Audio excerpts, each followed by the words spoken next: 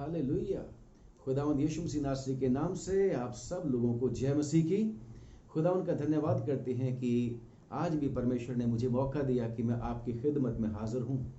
आइए इससे पहले कि हम थोड़ी देर तक परमेश्वर के वचन के ऊपर ध्यान करें, मेरे साथ मिलकर छोटी दुआ करें। परमेश्वर पिता, तेरा धन्यवाद प्रभु यीशु मसीह नासरी के नाम से कि तूने यीशु मसीह में होकर सारी दुनिया को प्यार किया और ये वायदा किया है कि जो कोई उसके ऊपर विश्वास करे वो नाश ना हो बल्कि हमेशा का जीवन पाए। तेरा वचन कहता है कि जो कुछ भी करते हो वचन से या कर्म से सब प्रभु यीशु मसीह के नाम से करो। हम आज की इस छोटी इबादत को प्रभु यीशु मसीह के नाम से शुरू करते हैं और इस सोशल मीडिया के लिए भी तेरा धन्यवाद करते हैं जिसके द्वारा प्रभु तेरे लोगों तक मैं भी पहुंच पाऊंगा और प्रभु तेरे वचन के द्वारा तेरे लोगों को ढाढ़स बंधाने की कोशिश करूंगा। तेरे आत्मा की अगुवाई चाहिए। पवित्र आत्मा जी प्लीज मदद कर दीजिए। प्रभु यीशु मसीह के नाम से पिताजी हमारी दुआ को सुन लीजिए, आमीन। प्यारो, ये जो महामारी है कोविड-19 जिसको शुरू हुए बहुत अरसा हो गया है, 2019 में ये शुरू हुई, इस दुनिया के बीच में आई और हमारे देश भारतवर्ष में भी इसका आज तक बहुत जोर इसने पकड़ा हुआ है और डर और भय है और लोगों में पहले तो तरह तरह की बातें होती थी। आज भी कितने लोग जो हैं इस बात के ऊपर कुछ कहते हैं कोरोना नहीं है, कुछ कहते हैं कोरोना है, परंतु जो कुछ भी है ये महामारी बहुत सारे लोगों को परेशान कर चुकी है और बहुत सारे लोगों को आज भी, मुझे और आपको भी डरा रही है और हम सब लोग चाहते हैं कि इस महामारी से हम लोग बच जाएं और तरह तरह के उपाय, तरह तरह के हम साधन कर रहे हैं जिसकी वजह से हम इस महामारी से बच जाएं। ये साधन हम इसलिए कर रहे हैं प्यारो ताकि हमें शारीरिक कष्ट ना हो, हमें शारीरिक दुख ना हो। हम शारीरिक दुख से क्यों बचते हैं और शुरू ही में क्यों उपाय करने की कोशिश कर देते हैं ताकि कहीं बीमारी बढ़ ना जाए और हमें शारीरिक तौर से दुख और तकलीफ ना हो। परंतु इस बीमारी ने बहुत सारे लोगों को खत्म कर दिया है। बहुत सारे परिवार इस बीमारी से अभी भी जूझ रहे हैं। बहुत सारे परिवार जिन लोगों ने अपने प्रियजनों को खो दिया है बहुत ही ज्यादा दुखित है। बहुत सारे परिवार अभी संभल नहीं पा रहे हैं, उनके दिमाग में बहुत सारे सवाल चल रहे हैं। बहुत सारे वो लोग जिन्होंने बहुत दुआएं करी, बहुत सारी परमेश्वर से प्रार्थनाएं करी और फिर भी उनके प्रियजन चले गए और वो शांति उनको पाना चाहते हैं परंतु शांति मिल नहीं रही है। परंतु खुदा का शुक्र करते हैं कि हमारा परमेश्वर सचमुच में दयालु और कृपालु परमेश्वर है। वो हर एक को शांति देना चाहता है। वो कभी भी खुश नहीं होता। वो किसी के मरने से, बल्कि खास तौर से पापी के मरने से कभी खुश नहीं होता। हाँ, ये तो बात लिखी है परमेश्वर के वचन में कि भक्तों की मृत्यु, परमेश्वर के भक्तों की मृत्यु उसकी दृष्टि में अमूल्य होती है, बहुमोल होती है। यानी कि मरते तो सारे हैं। परमेश्वर के वचन में लिखा है कि मरना तो सबने है। मनुष्य मिट्टी है, मिट्टी से बना है और मिट्टी में फिर दोबारा मिल जाएगा। और एक्लेसियास्टेस यानी सबोपदेशक की किताब उसकी 12वें बाब में लिखा है कि मिट्टी मिट्टी में मिल जाती है परंतु आत्मा जहां से निकली है वहां फिर लौट जाती है। यानी कि परमेश्वर के पास, आत्मा परमेश्वर के पास से आई है और परमेश्वर ही के पास चली जाती है। परंतु जब तक मेरे और आपके शरीर में आत्मा होती है, रूह होती है और वही रूह मुझे और आपको कंट्रोल करने की कोशिश करती है। वो रूह मेरे और आपके शरीर को भला चंगा करने में बहुत योगदान देती है, बड़ा महत्वपूर्ण रोल अदा करती है। और खुदावन के वचन में ये लिखा है कि रोग में, मैं नीति वचन की किताब से पढ़ रहा हूँ, नीति वचन यानी कि प्रोवर्ब्स, अमसाल, रोग में अमसाल की किताब और उसका 18वां अध्याय उसकी 14वीं आयत, प्रोवर्ब्स 18:14, रोग में मनुष्य अपनी आत्मा से संभलता है। दूसरी बात, परंतु जब आत्मा हार जाती है तब इसे कौन सह सकता है। प्यारो, इस महामारी में, ना सिर्फ कोरोना के समय में, कोरोना की बुरी महामारी में, ना सिर्फ कोई और नई नई बीमारी जो चल रही है उसमें, या किसी भी बीमारी में, अगर हमारी आत्मा, हमारी रूह स्ट्रांग है तो हम रोग में, बीमारी में संभल जाते हैं। बेशक हर एक इंसान में आत्मा है, जानवरों में ये आत्मा नहीं होती। खुदा ने उनमें प्राण तो डाला है परंतु उनमें आत्मा नहीं दी है, क्योंकि आत्मा सिर्फ और सिर्फ मनुष्य के बीच में है जिसको परमेश्वर ने अपने स्वरूप के ऊपर बनाया है और उसमें अपना दम फूंका हुआ है। इसीलिए बाइबल कहती है कि आत्मा वापस वहीं चली जाती है जहां से निकली है, यानी कि परमेश्वर के पास।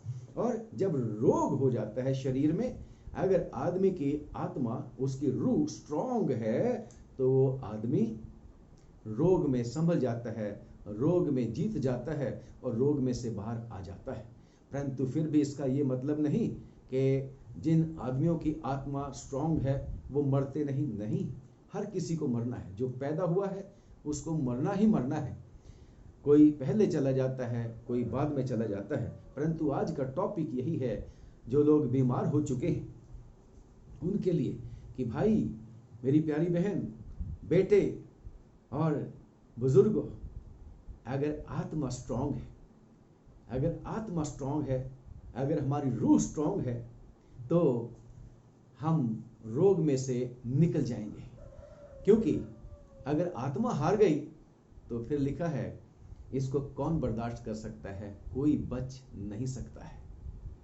और ये आत्मा, बेशक जैसे हम अपने शरीर के लिए कोशिश करते हैं कि कहीं रोग बढ़ ना जाए और पहले उपाय करना शुरू कर देते हैं ताकि हमें शारीरिक तौर से दुख ना हो, अगर हम सचमुच में अपनी आत्मा की भी वैसा ही चिंता करें, क्योंकि आत्मा का दुख नहीं बर्दाश्त हो सकता, क्योंकि आत्मा मरती नहीं है। आत्मा परमेश्वर के पास चली जाती है, न्याय के दिन इसका हिसाब होता है। आत्मा ही है जो स्वर्ग में जाती है या नरक में जाती है। और इस आत्मा का संभलना, इस आत्मा का रोग में स्ट्रांग रहना बहुत जरूरी है। चाहे वो रोग शारीरिक हो, चाहे वो रोग आत्मिक हो, चाहे वो रोग पारिवारिक हो, चाहे वो रोग आर्थिक हो, चाहे वो रोग शारीरिक हो। अगर आत्मा स्ट्रांग है तो मनुष्य किसी भी तरह की बात को बर्दाश्त कर सकता है। और परंतु आत्मा जब रोगी है तो इसको कोई बर्दाश्त नहीं कर सकता। परंतु एक तरीका है, अगर आत्मा कमजोर है, आत्मा रोगी है, तो उस रोग को खुदावंद यीशु मसीह चंगा कर सकते हैं। और खुदावंद यीशु मसीह के पास आकर अपनी आत्मा को उस पवित्र आत्मा के अधीन कर देना और उसको सरेंडर कर देने के द्वारा मैं और आप उससे शक्ति पा जाते हैं। हमारी आत्मा के साथ जब परमेश्वर का आत्मा मिल जाता है तो हम सचमुच में परमेश्वर से शक्ति पाते हैं, क्योंकि मनुष्य की आत्मा ही उसको दोषी और निर्दोष ठहराती रहती है। परमेश्वर के वचन में लिखा है, चाहे किसी के पास परमेश्वर का वचन हो या ना हो, परंतु उसके मन में परमेश्वर ने एक चीज डाली है, विवेक या कॉन्शियंस, और वही मनुष्य को दोषी और निर्दोष ठहराती है। बेशक हर एक मनुष्य तो परमेश्वर के सामने दोषी होता है। परमेश्वर के वचन में लिखा है कि सब ने पाप किया और परमेश्वर की महिमा से रहित हैं, परंतु प्रभु यीशु मसीह के छुटकारे के द्वारा जो खुदावन की दया से हमें मिलता है, हम फ्री में, मुफ्त में धर्मी ठहर जाते हैं। और जितने लोग रोग में, अगर उनकी आत्मा को स्ट्रेंथ चाहिए, उनको शक्ति चाहिए, तो प्रभु के पास आने की आवश्यकता है। उसी के सामने अपने आप को सरेंडर करने की आवश्यकता है। जैसे परमेश्वर के वचन में लिखा है कि रोमियो की चिट्ठी और उसका 8वां अध्याय, कि जितने खुदावंद यीशु मसीह में हैं उन पर दंड की आज्ञा नहीं होती। दंड वो जो मृत्यु जो हमेशा की मृत्यु, एक तो ये शारीरिक मृत्यु है, एक हमेशा की मृत्यु है, यानी कि नरक की मृत्यु। और जितने मसीह यीशु में हो जाते हैं फिर उनके ऊपर दंड की आज्ञा नहीं होती, यानी कि उनके वो फिर नरक के भागीदार नहीं होते, बल्कि यीशु मसीह के लहू के द्वारा उनके पाप धुल जाते हैं। प्रियो, बेशक जब हम अपने आत्मा को प्रभु के स्पुर्द कर देते हैं, जो मालिक है हमारी आत्मा का, तो वही है हमारे रोगों को चंगा कर देता है। लिखा है ज़बूर 103 में कि वही है जो मेरे रोगों को चंगा करता है, वो मेरे पापों को माफ कर देता है और वो मेरे रोगों को चंगा कर देता है। एक स्त्री थी, 12 साल से उसको लहू बहने का रोग था। बाइबल के बीच में, नए अहदनामे में, न्यू टेस्टामेंट के बीच में लिखा है कि वो किसी भी रीति से चंगी नहीं हो सकती थी। उसने डॉक्टर्स, वैद्यों के द्वारा बहुत सारा ट्रीटमेंट करवा लिया, लेकिन वो ठीक नहीं हुई। लेकिन उसको, उसकी आत्मा उसको बार बार बता रही थी कि काश मैं प्रभु यीशु मसीह के पास चली जाऊं, और अगर मैं खुदावंद यीशु मसीह के पल्ले को छू लूंगी, उसके कपड़े के पल्लू को छू लूंगी, तो मैं चंगी हो जाऊंगी। शारीरिक रूप से वो बिल्कुल रोगी थी और बीमार हो चुकी थी, बहुत कमजोर हो चुकी थी। बहुत सारी रुकावटें होने के बाद भी उसकी आत्मा उसको सहारा दे रही थी कि एक बार अगर मैं उसके पल्लू को छू लूंगी तो मैं उसको चंगी हो जाऊंगी। और जब उसको समय मिला, उसने बहुत कोशिश मिली, जब वो घड़ी आई और उसने बढ़कर हालेलुया उसके पल्लू को छुआ खुदावंद यीशु मसीह के, और वो तुरंत चंगी हो गई। उसकी आत्मा स्ट्रांग थी। और वो उसकी आत्मा स्ट्रांग कैसे हुई? जब उसने प्रभु यीशु मसीह के बारे में सुना और उसके ऊपर विश्वास किया।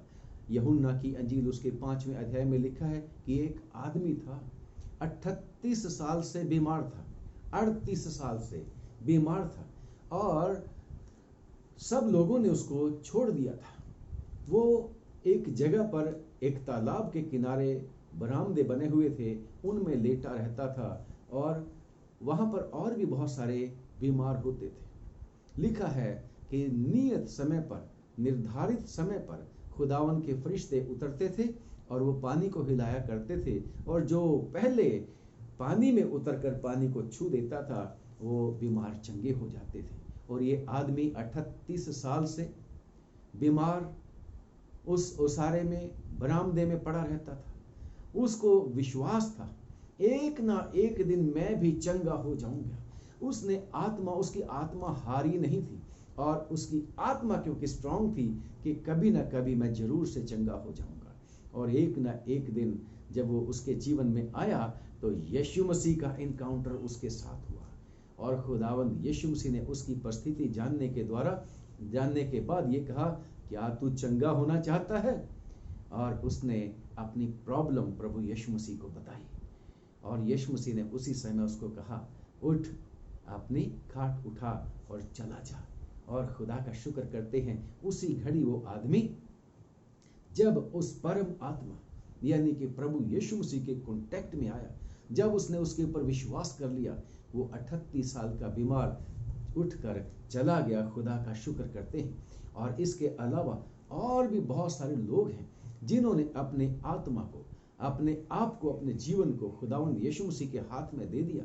चाहे वो बीमार रहे, चाहे वो रोगी रहे, फिर भी उनको कहां से शक्ति मिलती रही? उनको उस परमात्मा से, पवित्र आत्मा से, खुदावंद यीशु मसीह से, उस परमेश्वर से जिसने सारा कुछ बनाया। और हम कहते हैं कि वो त्रिएक होते हुए भी एक परमेश्वर है, एक खुदा है जो सब कुछ कर सकता है और सब में सब तरह का प्रभाव उत्पन्न कर सकता है। उसी प्रभु यीशु मसीह का एक चेला पौलुस रसूल बीमार था, और वो कहता है कि मैंने 3 बार परमेश्वर से प्रार्थना करी कि परमेश्वर ये बीमारी, ये कांटा मुझसे दूर हो जाए। तो परमेश्वर ने उससे कहा, नहीं, ये कांटा तो मैं तेरे साथ ही रखूंगा, तेरे शरीर में रखूंगा, परंतु मेरा अनुग्रह तेरे लिए काफी है। और इस बात को क्योंकि खुदावंद यीशु मसीह के ऊपर विश्वास था, उसने अपनी बीमारी को भी कबूल कर लिया कि ये परमेश्वर की इच्छा के मुताबिक इसलिए है ताकि मैं घमंड से भूल ना जाऊं और कहीं घमंडियों की तरह, जैसे घमंडी का सामना परमेश्वर करता है, उसको नीचा करता है, मैं भी नाश न हो जाऊं। और उसने सहर्ष कबूल किया, ठीक है खुदावन, तो इस बीमारी को मुझे साथ रहने दे, परंतु अपना अनुग्रह, जैसा तू कहता है कि मेरा अनुग्रह कमजोरी में प्रकट होता है, तो प्रभु अपना अनुग्रह बना के रख, तेरा अनुग्रह मेरे साथ, मेरे लिए काफी है। तो मैं ये कह रहा हूं कि जैसे अभी प्रोवर्ब्स 18:14 में लिखा है कि रोग में मनुष्य अपनी आत्मा से संभलता है, परंतु आत्मा अगर यीशु मसीह के पास उसके सरेंडर हो जाती है, उसके अधीन हो जाती है, तो मनुष्य को गारंटी होती है कि चाहे मैं चंगा हूं चाहे ना चंगा हूं, बस उसका अनुग्रह मेरे ऊपर बना रहे, यही मेरे लिए काफी है। और खुदा का शुक्र करते हैं कि वो प्रभु यीशु मसीह फिर ये कहते हैं कि मैं फिर तुम्हें ऐसे उस परीक्षा में नहीं पड़ने दूंगा, ऐसी स्थिति में नहीं आने दूंगा जो तुम्हारी जो है बर्दाश्त से बाहर हो, बल्कि परीक्षा के साथ साथ मैं तुम्हारे लिए निकासी भी करूंगा, बाहर परीक्षा में से निकलने का साधन भी करूंगा। और खुदा का शुक्र करते हैं प्यारो कि बहुत सारे परमेश्वर के बेटे और बेटियां उसके ऊपर विश्वास करके अपनी आत्मा की शक्ति पाके चंगे भी हुए हैं, क्योंकि यीशु मसीह चंगा करने की ताकत रखता है। और लिखा है बाइबल के बीच में 53 यशायाह की किताब 53 का 5वां अध्याय, और उसी को पहला पतरस और उसके दूसरा अध्याय भी यही कोट करता है कि हम उसके मार खाने से चंगे हुए हैं। यस, उस प्रभु यीशु मसीह ने मेरे और आपके रोगों बीमारियों के लिए अपनी जान कुर्बान की है, पापों को भी मेरे और आपके ले लिया है ताकि हमारी आत्मा पाप रहित हो जाए, और हमारे शारीरिक दुखों को भी उसने अपने ऊपर लिया है। और यही चाहता है कि जब तक हम इस दुनिया में रहें, अगर हम उसमें बने रहें, तो उसकी दया से हम भले चंगे रहें। और एक और था इंसान, जो जब हम स्टोरी पढ़ते हैं लूका की अंजील में, एक अमीर आदमी की और एक उस आदमी की, गरीब की, जिसका नाम लाजर था। लाजर चाहे घावों से भरा रहता था और उसके घाव को कुत्ते भी चाट जाते थे, इतना लाचार और मजबूर आदमी था, लेकिन उसको उसकी आत्मा स्ट्रांग थी।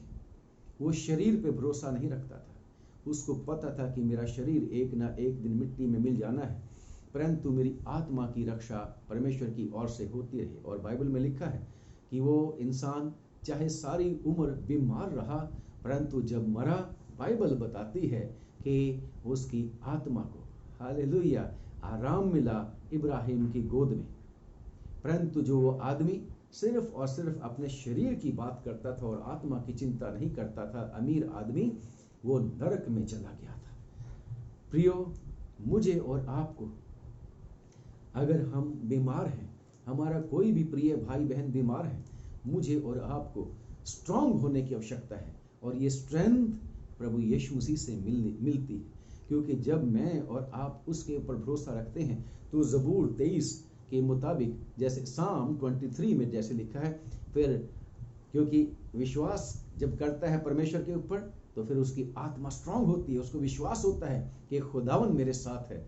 और वो कहता है जब खुदावन मेरे साथ है तो फिर मैं डरूंगा नहीं, चाहे बीमारी आए, चाहे दुर्नाम आए, चाहे कोई भी सताव आए, चाहे कोई तंगी आए, चाहे कुछ भी परेशानी आए, बीमारी आए, अगर खुदा मेरे साथ है तो फिर मैं किसी बात की चिंता नहीं करूंगा। और तभी तो ज़बूर नबीस कहता है कि चाहे मैं मौत के साए की वादी में से भी होकर गुजरूं, तो भी मैं न डरूंगा, क्योंकि परमेश्वर मेरे साथ है। उसकी आत्मा परमेश्वर के ऊपर भरोसा करने के द्वारा स्ट्रांग हो जाती है, मजबूत हो जाती है, और तभी वो अपने रोग में, अपनी किसी भी तरह की परिस्थिति क्यों ना, चाहे वो शारीरिक रोग हो, चाहे वो आत्मिक रोग हो, चाहे वो आर्थिक रोग हो, चाहे वो सामाजिक रोग हो, किसी भी तरह का रोग क्यों ना हो, उसमें से मनुष्य बाहर आ जाता है।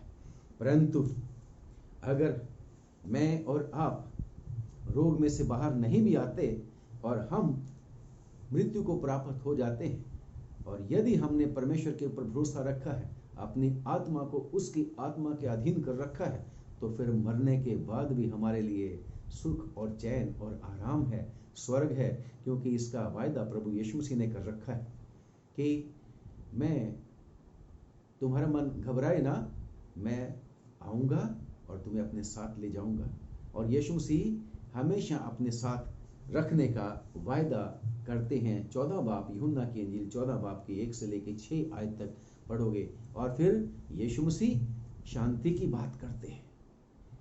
अभी इस दुनिया में भी शांति की बात, मरने के बाद भी शांति और आराम की बात। और खुदा का शुक्र करते हैं कि सचमुच में परमेश्वर मुझे और आपसे प्यार करता है। प्रियो, बहुत सारे प्यारे बहन भाई हैं, बहुत सारे बुजुर्ग माँ बाप हैं जिन्होंने अपने प्रियजनों को खो दिया है।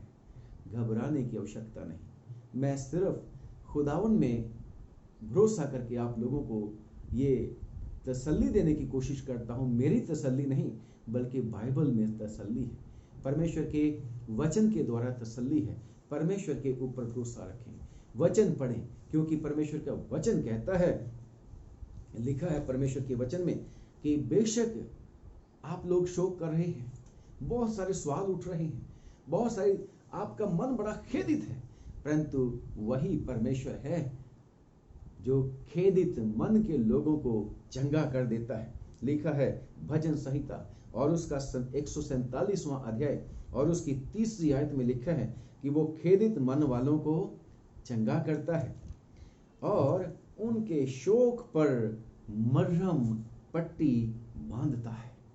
वही है जो घायल भी करता है और वो चंगा भी करता है। अगर हम चुपचाप उसको सरेंडर कर दें और कहें कि खुदावन, रोमियो की चिट्ठी उसके 8वें अध्याय में और उसकी 28वीं आयत में लिखा है कि क्योंकि तूने कह रखा है कि जो लोग परमेश्वर के ऊपर विश्वास करते हैं, जो लोग परमेश्वर को प्रेम करते हैं, उनके लिए सब बातें मिलकर भलाई ही को उत्पन्न करती हैं। प्रभु, हमारा तो प्रियजन चला गया, अब इसमें से हमारी भलाई क्या है? अगर मैं और आप सचमुच में परमेश्वर के चरणों में चले जाएं और फिलिपियों की चिट्ठी 4 बाब की 6वीं आयत को बार बार पढ़ें, तो फिर मैं और आप सचमुच में शांति और तसल्ली पा जाएंगे। लिखा है कि तुम्हारी विनती और प्रार्थना धन्यवाद के साथ परमेश्वर की हजूरी में उपस्थित किए जाएं, और तब वो शांति जो परमेश्वर देता है, जो समझ से परे है, हमारे दिल में राज करेगी। यस, हमारा खुदा इस समय आप सब लोगों को बहुत प्यार के साथ बुलाता है और कहता है कि यस, खेदित मन के लोगों को परमेश्वर जो है चंगा करता है। और खेदित मन, टूटा हुआ मन, पिसा हुआ मन, साम 51 में और साम 34 में भी है कि वही टूटा हुआ मन और खेदित मन, शोकित मन परमेश्वर के योग्य है, बलिदान है। इसी दिल को लेकर परमेश्वर के चरणों में पहुंच जाएं और परमेश्वर सचमुच में आपकी मदद करने के लिए तैयार है। लिखा है साम 73 है, भजन संहिता 73 बाब और उसकी 26वीं आयत में लिखा है, मेरे हृदय और मन दोनों तो हार गए। मेरा हृदय और मेरा मन दोनों तो हार गए हैं, परंतु परमेश्वर सर्वदा के लिए, सदा के लिए मेरा भाग और मेरे हृदय की चट्टान है। अगर मैं और आप सचमुच में इस बुरी परिस्थितियों में भी, इस बुरे लॉस में भी, दुख की हालत में भी अगर अपने परमेश्वर की तरफ देखें, तो सचमुच में वो मुझे और आपको शांति और तसल्ली देने की ताकत रखता है, कुवत रखता है। यस, वो सर्वशक्तिमान है। वो मुझे और आपको, हमारे जो जितना हम अपने आप को जानते हैं, वो हमसे अधिक हमारे बारे में जानता है और उसको पता है कि हमारा इस समय का जो शोक है, जो तकलीफ है, जो परेशानी है, उसको किस तरीके से आनंद में और खुशी में बदलना है। सिर्फ और सिर्फ चाहिए कि हम कहें, आए खुदावन, तेरा शुक्र हो, जो कुछ तूने मुझे दिया है, मेरे हिस्से में डाला है, उसका तू ही रखवाला है और मैं संपूर्ण मन से तेरे सामने अपने आप को अर्पित करता हूँ, अर्पित करती हूँ। तो परमेश्वर आप सब लोगों को सचमुच में बहुत बहुत शांति और तसल्ली देगा। और खुदा का शुक्र करते हैं कि अगर हमारा जो लोग जो हमारे परिवार को चलाते थे, अगर वो भी चले गए हैं किसी ना किसी वजह से, और मैं और आप बिल्कुल टूट चुके हैं और हम अपने आप को बिल्कुल कंगाल समझते हैं, हम लोग सोचते हैं कि इम्पॉसिबल हो गया जीना, कम ऑन, अभी भी खुदावंद यीशु मसीह के नाम में उसके पास आने की आवश्यकता है। क्योंकि लिखा है परमेश्वर के वचन में, साम 113 और उसकी 7वीं आयत, भजन संहिता उसका 113 अध्याय और 7वीं आयत, वहां पर लिखा है कि वो खुदा कंगाल की सुधि लेता है। जब कंगाल उसकी तरफ आते हैं, कंगाल की सुधि लेता है, वो उनको घूरे से, है ना, घूरे से उठा लेता है। यस, परमेश्वर की बंदी एक हन्ना थी, पहला शमूएल और उसका 2 अध्याय में उसने प्रार्थना करी कि वही घायल करता है और वही पट्टी भी बांधता है। वही है परमेश्वर जो घूरे से उठाता है, वही है परमेश्वर जो ऊंचे स्थान में ले जाता है। अगर हमारी आत्मा जो मुझे और आपको परमेश्वर की ओर से मिली है, उस परम पिता परमेश्वर के अधीन हो जाए, उस पवित्र आत्मा के अधीन हो जाए, हारे नहीं। लिखा है अगर आत्मा हार गई तो फिर उसको कौन बर्दाश्त कर सकता है। कम ऑन, उसी परमेश्वर की तरफ देखें, यीशु मसीह के नाम से उसकी तरफ देखें, वो आपको फिर से हंसमुख कर देगा। कदाचित रात को रोना पड़े, लेकिन सुबह को हंसी पहुंचेगी। और खुदा का शुक्र करते हैं, पर जैसे परमेश्वर की वचन में लिखा है, नीति वचन की किताब और उसका 25वां अध्याय और उसकी 25वीं आयत में लिखा है कि जिस तरीके से थके मांदे मनुष्य के लिए ठंडा पानी होता है, वैसे ही दूर देश से आया हुआ शुभ समाचार होता है। ये शुभ समाचार आपको प्रभु यीशु मसीह के नाम में पहुंचाने के लिए खुदावन ने मुझ पर अनुग्रह किया है कि ढाढ़स बांधो, यीशु मसीह के ऊपर विश्वास करो। प्रभु यीशु मसीह जिसने मेरे और आपके लिए, पूरी दुनिया के लिए स्वर्ग छोड़कर इस दुनिया में आकर जीरो बनकर मेरे और आपके लिए तकलीफ उठा ली, सलीबी मौत गवारा कर ली, वो मुझे और आपको फिर से हरा भरा करने के लिए तैयार है। वो मेरे और आपको ना सिर्फ ये बाकी का जीवन जो हमारा बच गया इसमें संभालने की गारंटी देता है, बल्कि इस जीवन के बाद भी, मृत्यु के बाद भी एक जो जीवन है, यानी कि स्वर्ग और नरक वाला जीवन, वो हमें नरक से बचाकर स्वर्ग में लेके जाने की ताकत रखता है। वो ही है सर्वशक्तिमान।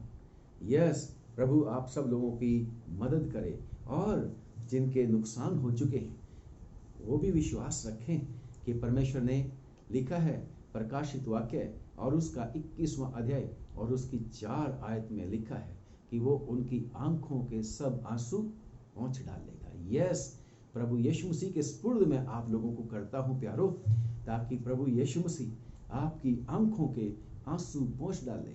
वो दुख और वो तकलीफ, वो परेशानी जिसमें से आप लोग गुजर रहे हैं, उस दुख परेशानी में आपको सहारा दे, क्योंकि उसी ने कह रखा है, देखो मैं ज़माने के अंत तक तो सदा तुम्हारे साथ हूँ। प्रभु यीशु मसीह आपके साथ हो।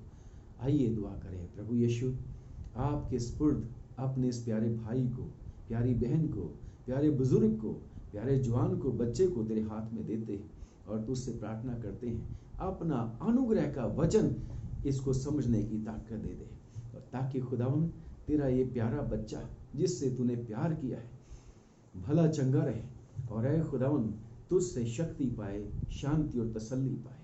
प्रभु दया करके तरस खा के अपने लोगों को संभाल और आशीष दे।